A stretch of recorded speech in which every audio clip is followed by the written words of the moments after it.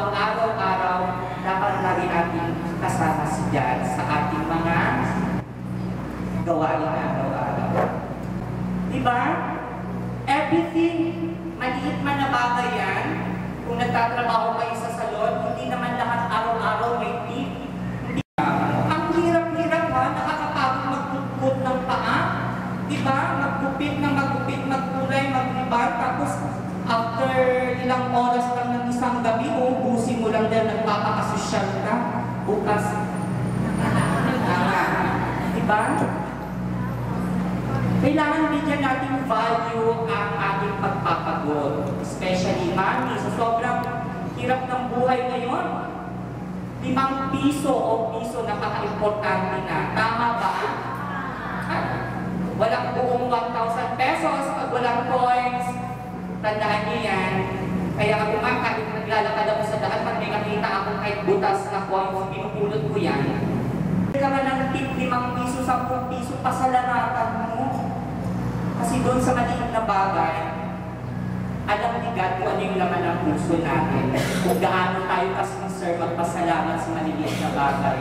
Kung sincere ka hindi, kung medyo lang ang pasasalamat, medyo lang din ang bibigay ni God.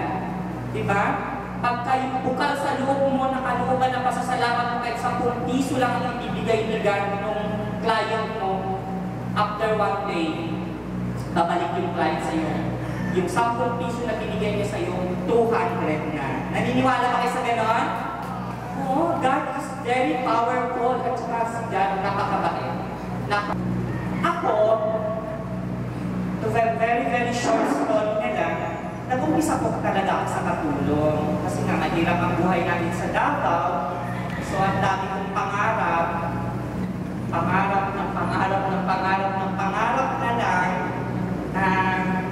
Sa ngayon, hindi ko pa rin alam na ito pa rin ba ay pangarap. Sa amin before, every 3 months, may mission kami na 3,500. Tapos, ang mga gamit before ay sobrang mahal kumpara sa ngayon. Kaya, napakaswerte nyo, palakpakan ninyo inyong mga sarili.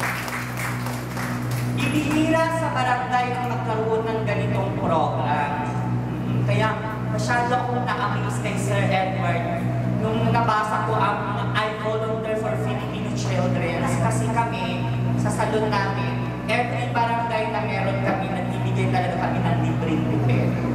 Libreng food spa, libreng tuwing fiesta. Tapos pag